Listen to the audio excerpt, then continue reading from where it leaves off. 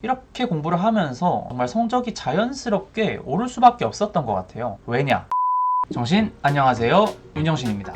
오늘은 제 인생의 5점이라 생각했던 수학 이야기를 좀 들고 왔습니다. 학창 시절에 저는 수학을 너무 싫어했었고, 대학교에 들어와서도 수학 관련 수업은 싫었고, 물론 영상을 찍는 이 시점에도 수학을 너무나도 싫어하는 사람이지만 또 수능은 어찌저찌 잘 봤기 때문에 여러분들께 드릴 수 있는 말씀이 있을 것 같아서 이렇게 카메라를 켜게 되었어요. 밑밥을 미리 좀 깔아보자면 저는 문과였고요. 그래서 수학 나형을 봤기 때문에 이과 쪽에 가까운 분들은 그냥 영상을 물 흐르듯 그냥 흘려 들어주시면 될 것 같고요. 수학이 전혀 어렵다라고 느껴본 적이 없는, 수학이 내 발목을 잡는다라고 느껴본 적이 없는 지니어스, 천재, 영재 발굴단 분들은 유딩 이정우의 고급 수학 교실로 가시면 될 것 같습니다. 이제 딴말 그만하고 들어가 보도록 하겠습니다. 가시죠. 오늘 또 좋아요와 구독 한 번씩만 부탁드릴게요. 학창 시절로 좀 시간을 돌려보면 공부에서 느꼈던 개같음의 대부분을 수학에서 느꼈던 것 같아요. 숙제에 딱 한 장을 내주셨는데 그거마저 안 해가서 이제 과외쌤이랑 싸우고, 또 이걸 아신 어머니가 좋은 학원, 유명한 선생님을 붙여줬는데 그래도 숙제 안 해가서 그 쌤한테도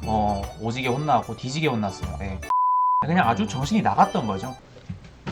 아마 그때부터 수학을 포기하다시피 했던 것 같아요. 그냥 딱 한 귀로 듣고 한 귀로 흘리는 수준? 그러다 보니까 다른 과목은 아무리 잘 봐도 수학 성적은 절대로 제 스스로가 만족할 수 없는 점수가 나왔었고, 나 이래서는 진짜 대학 못 가겠다라는 생각이 들었던 시점부터 학원 그리고 학교에서의 수업이라도 조금은 따라가 보자라는 의지가 생겼던 것 같아요. 그 시점이 바로 고1이었습니다.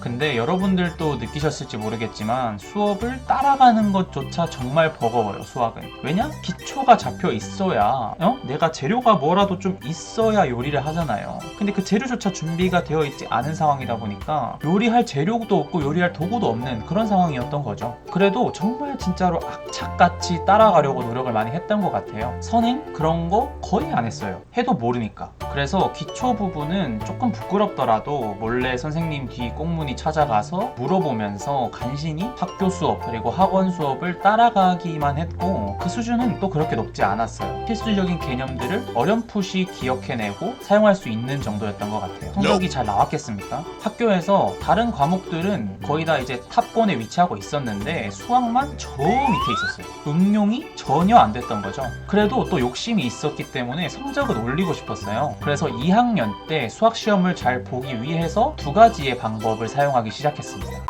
첫 번째, 시험 전까지 교과서 3번 이상 풀기. 학교의 시험 스타일에 따라 다르겠지만 저희 학교는 수업 내용 그리고 교과서에 충실한 그런 시험 문제가 출제됐었어요. 그래서 선생님께서 교과서를 작게 언급만 하셨어도 아무리 쉽더라도 3번 이상, 헷갈리는 문제는 한 7번 정도씩 풀고 시험을 봤던 것 같습니다. 그러다 보니 이제 수학 시험에서 있었던 실수들이 사라지기 시작하더라고요. 시험 보고 나서 이제 채점을 하면서 제일 아쉬운 경우가 뭡니까? 나 이거 할 수 있는데, 나 이거 아는 건데 틀리는 게 제일 억울하잖아요. 근데 그런 경우가 사라지기 시작한 거예요. 이 방법을 통해서 킬러 문제를 제외하고는 거의 다 맞출 수 있는 이제 그런 능력까지는 다다를 수 있었던 거죠.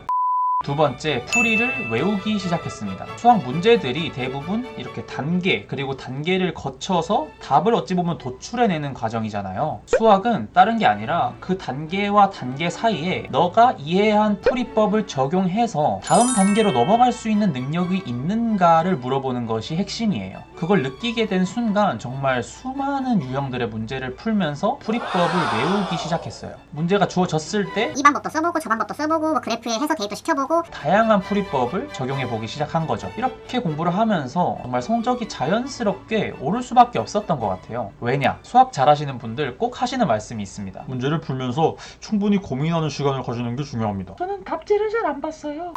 바로 이분들의 말씀처럼 제가 한 문제를 다양한 풀이법을 적용해 보면서 뜯어보기 시작했던 거죠. 혹자는 이게 야매다라고 말씀하실 수도 있어요. 하지만 성적이 올랐죠? 고로 개꿀이죠. 하지만 그 정도 성적이 수능에서 1등급을 맞을 성적이었을까요?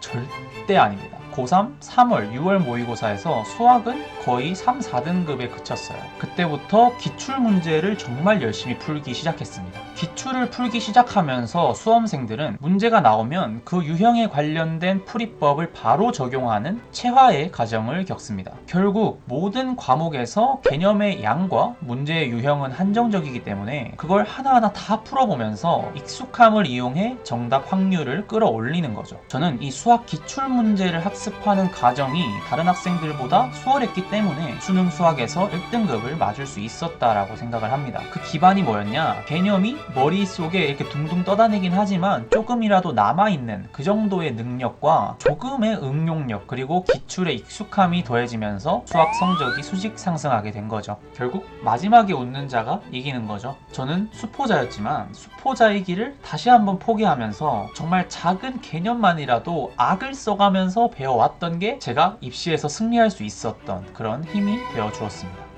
네, 오늘은 제 인생 중 수학 이야기를 한번 풀어봤습니다. 수학 공부는 일단 이유를 묻기 시작하면서 좀 힘들어지는 것 같아요. 이게 왜 이렇게 되는 거지? 부터 시작하면 이걸 내가 왜 배우는 거지로 끝나요. 그래서 저는 그걸 최대한 인정하면서 최대한 외우면서 공부하려고 했던 것 같습니다. 정말 많은 사람들이 힘들어하고 포기하는 과목이 수학이기 때문에 나에게는 수학이 틈새 시장이 될 수 있다라는 사실을 잊지 마시고 절대로 놓지만 마세요. 그리고 꾸준하게 갈고 닦아 나가보시길 바랍니다. 네, 제가 준비한 영상은 여기까지고요. 다음에는 더 유익한 영상으로 찾아뵙도록 하겠습니다. 좋아요할 정신, 구독할 정신, 윤정신이었습니다.